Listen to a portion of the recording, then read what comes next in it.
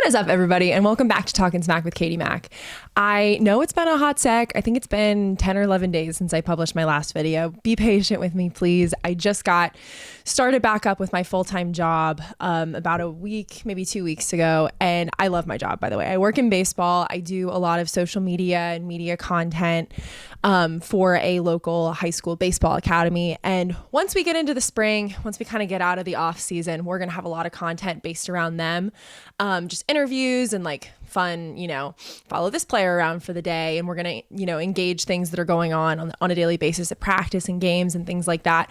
But just bear with me while we're just trying to get through the grind of the off season and everything that's going on now. Okay, now we're going to do a rapid fire, just a handful of things going on in the baseball world that have kind of shocked me in the last couple of days as I've seen these things pop up. I know I'm a little bit late to the game, but just bear with me as we go through this. Now, the Dodgers, everyone to the Dodgers. Okay. I'm tired, bruh. I'm so tired of opening Instagram and being like, so-and-so is headed to the Dodgers, da-da-da-da-da. And I honestly have to give them credit because at this point, they are putting so much into just signing the best players in baseball. Roki Sasaki was the first one that happened a little bit over a week ago, maybe a week and a half ago. Now, as time went on, I think maybe a couple weeks ago, I would have been surprised about this and been like, oh, he's going to the Dodgers after saying he wanted to be at, a small market team. He thought a small market team would be a better transition for him. And then he ends up with the Dodgers. That doesn't really make sense. Well, as time passed and, it just kept coming out of oh, well, this team is out of the running. The Rangers are out of the running. The Yankees are out of the running. And it came down to the Padres, Dodgers, and Blue Jays. I was like, there's no way he ends up with the Padres or the Blue Jays. The Padres had way too much drama. And I think I mentioned this or maybe talked about this with somebody else. I can't remember. But the fact that the Dodgers mentioned him in their lawsuit, the whole lawsuit that's going on right now where the widow of the former owner suing the two brothers of the former owner because she wanted to have more of an involvement in the franchise that she and her husband built. She mentioned Sasaki's name and was like, well, we want to have a bigger role in recruiting him. I mean, if I was Sasaki personally, I'd be like, I'm not touching that organization with a 10-foot pole because they are already mentioning me in lawsuits and I'm not even a part of the organization, right? So that one didn't surprise me that he didn't end up with the Padres. Now, the Blue Jays, also not surprising because the Blue Jays have been in the running for every single other free agent this offseason and haven't landed any of them except for Anthony Santander, which we'll get to in a minute.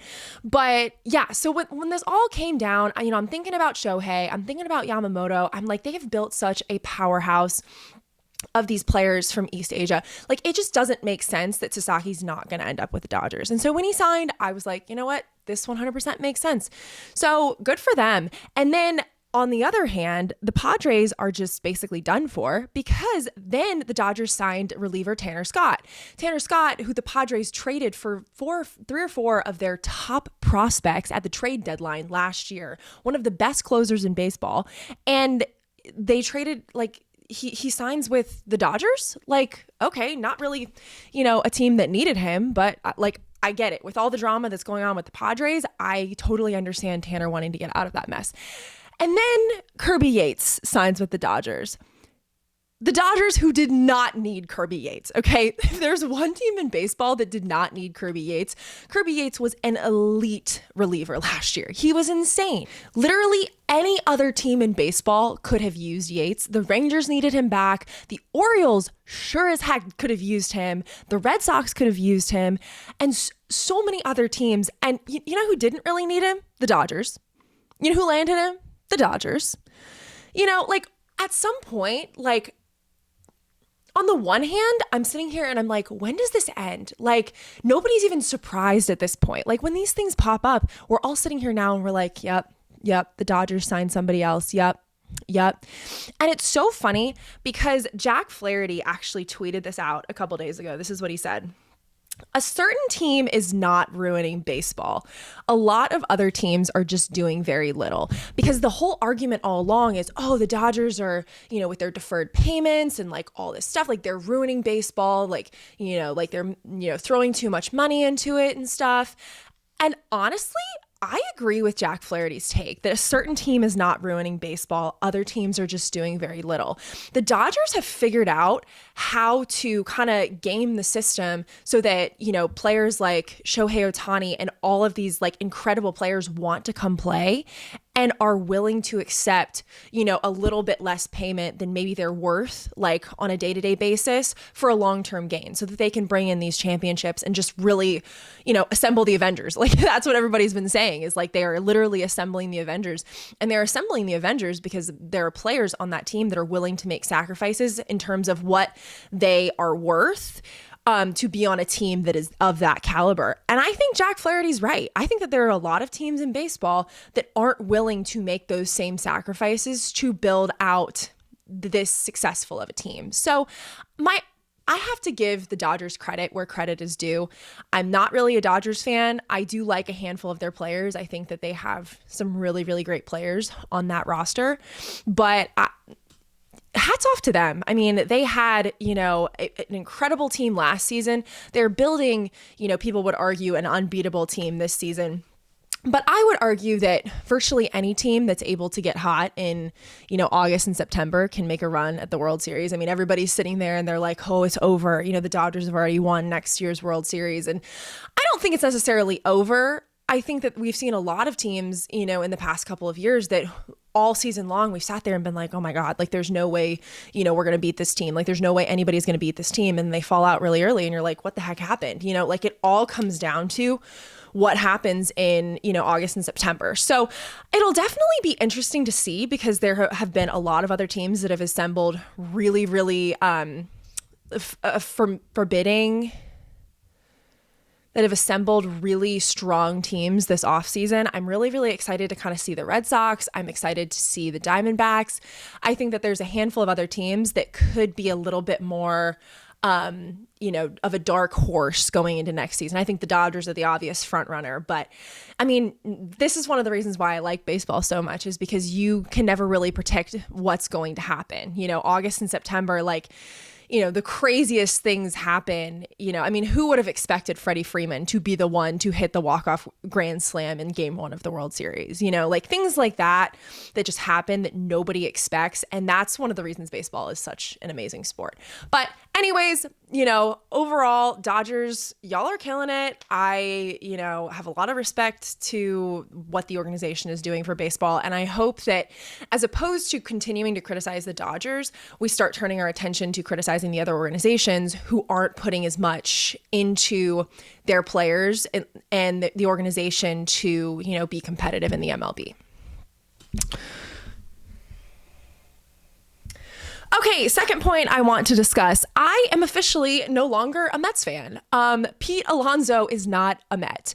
I'm eating my words. A couple weeks ago, I was calling it to people. I was like, you know what? They're going to work it out. Like the Mets and Pete are going to work out this whole deal. It's going to be fine. Pete is going to end up being a Met, like da-da-da-da-da.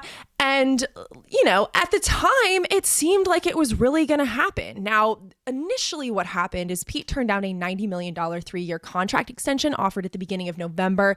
He reportedly wanted a longer extension. Now, the Mets at the time were saying, well, we would love to bring him back, but we just haven't come to an agreement on like what the appropriate length is. Now, as of a week and a half ago, Alonso and his people most recently went back to the Mets with a proposal for a 3-year deal with opt-outs. Now, that was a week and a half ago when I was shooting my very last episode. As of like 2 or 3 days ago, it was official that Pete is no longer going to be a Met. Now, a couple weeks ago when I was doing this research on Pete and figuring out like, okay, is he going to be a Met? Is he going to end up being somewhere else? I did find this tidbit of information that the Blue Jays had their eye on him for their wide open DH spot. With Vlad Guerrero Jr. at first, they wouldn't have to worry about Pete being a defensive liability, which has been an issue, a point of discussion around Pete Alonso for a long time. But in the DH role, he can just stick to hitting bombs, which is what he is exceptional at. But at the time when this whole thing came out, I was like, you know what? Like, I don't really believe that this is significant because the Blue Jays have expressed interest in pretty much every single free agent this offseason and have only landed, 2 at this point, I think, but more on that later. So I don't know. 2 weeks ago, I was like, I don't think this is really that significant. I think he's going to be a Met. But now, I mean, I think that there could be a possibility that he could end up with the Blue Jays, but I don't really know. And then there's the question of what's going on with Harrison Bader, the other Gator on the team. The whole reason that I was like sort of a Mets fan to begin with.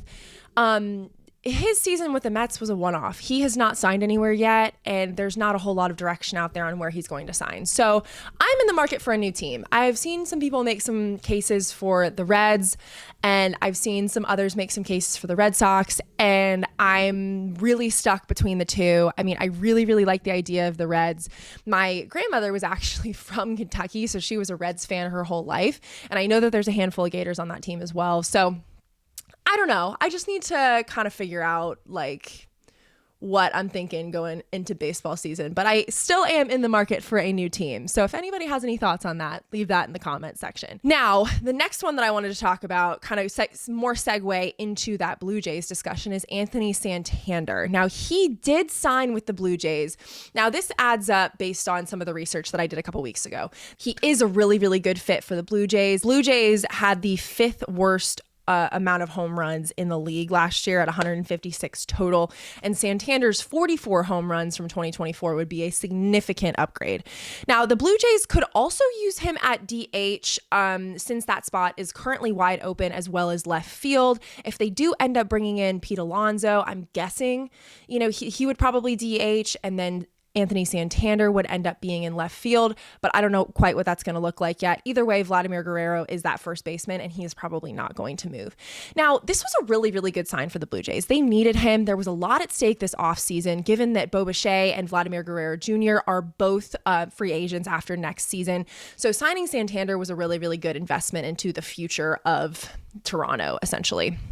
Now, next topic, I really briefly want to go over this because I talked about this a lot in my last video. I wanted to briefly talk about the Braves because I've never really been a Braves fan. I mean, I really liked Dansby Swanson when he was playing there a couple of years ago, and there were a handful of other players that I also liked, but they're really kind of pissing me off, in all honesty. Their lack of action this offseason, they just seem lazy and indifferent. And maybe, the Braves people, if they watch this video, are going to be like, oh, shut up. You're just, a girl talking about baseball, whatever.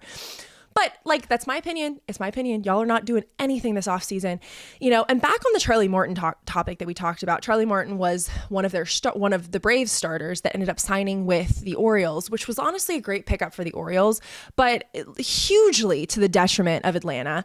He wanted to stay in Atlanta. He basically came out in the last couple of days and said he was pretty surprised that they did not offer him again. He wanted to end his career in Atlanta.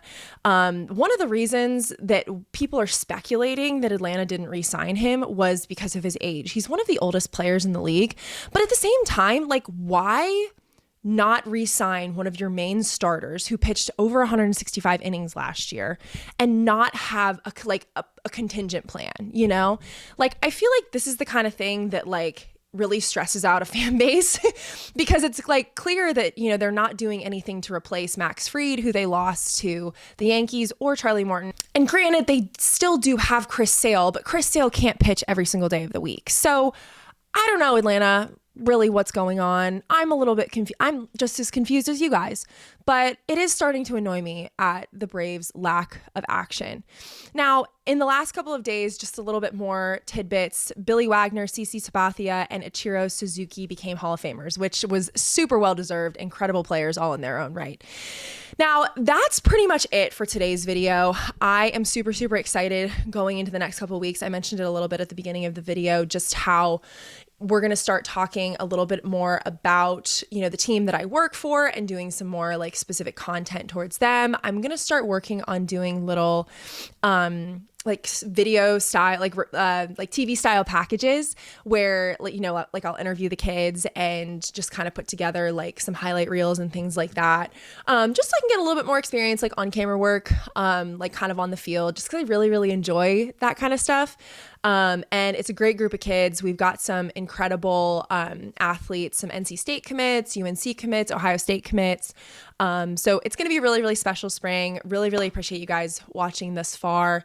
And stay tuned for more. I'm really, really excited for where we're going to go once baseball season starts and once all this snow goes away. So thank you so much for watching and have a great rest of your day.